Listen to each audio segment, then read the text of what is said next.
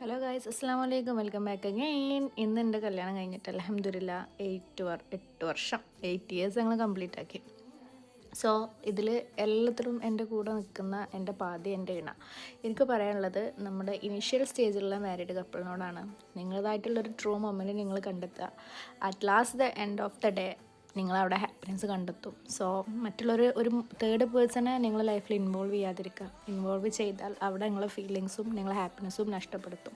പിന്നെ എൻ്റെ ഇവരാണ് എൻ്റെ ബ്ലെസ്സിങ്സ്. ഞാൻ ഏറ്റവും നല്ലൊരു തീരുമാനം എടുക്കുക എന്നുള്ളത് എൻ്റെ 2024 വരെയുള്ള ചില സ്നേക്കുകളെ എൻ്റെ ലൈഫിൽ നിന്ന് റിമൂവ് ആക്കുകയും ട്രൂ ആയിട്ടുള്ള കുറച്ച് ആളുകളെ ഞാൻ കണ്ടുമുട്ടുകയും ചെയ്യുന്ന ഒരു വർഷമാണ്. ഇതിലെൻ്റെ മൊത്തം ആളുകളില്ല, കുറച്ച് ആളുകളൊക്കെ മിസ്സിങ് ആണ്. ഇപ്പം പറയുകയാണെങ്കിൽ ഫസ്റ്റ് ഞാൻ വീഡിയോ എടുക്കുകയാണ്, അർച്ചന ഇല്ല.